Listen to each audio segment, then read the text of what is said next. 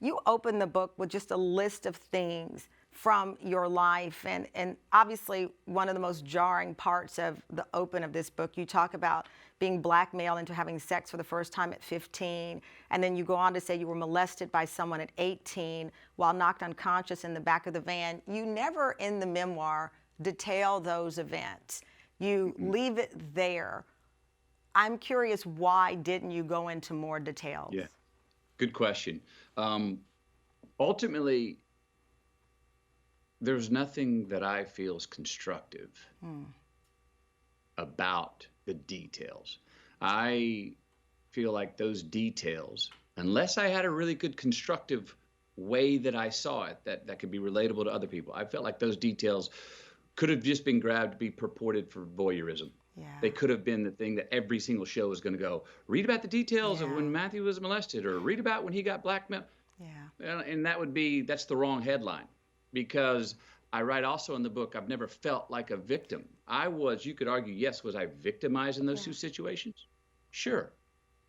But that doesn't mean that I've carried on through my life to the feeling of, oh, I was victimized, or oh, I was a victim, or that has those two unfortunate events have turned me into the man that I am, or are even an excuse. Yeah. I'm so happy you explained that victim line, Matthew, because I did, as I read the book, that part did stop me, because I thought, listen, we so many times are victims of things, whatever it is, but it doesn't define the total sum of your journey.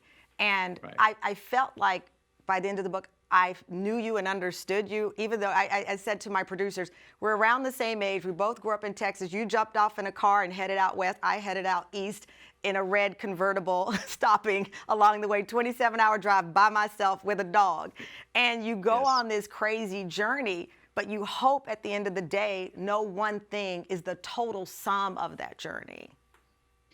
Absolutely. I mean, those two events happened to me at 15 and 18. If they would have happened to me younger, if they would have confused, maybe I would have been more confused younger. But when they happened to me, it was very clear to me that they were wrong, that they were not ideal, that they were not how it's supposed to be.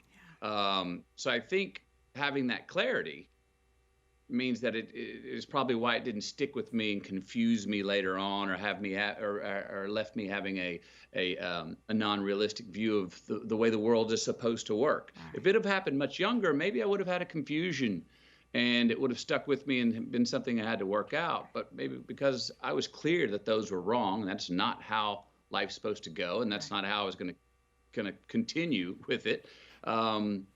Maybe that's why it didn't really stick with me, or I didn't have to go work it out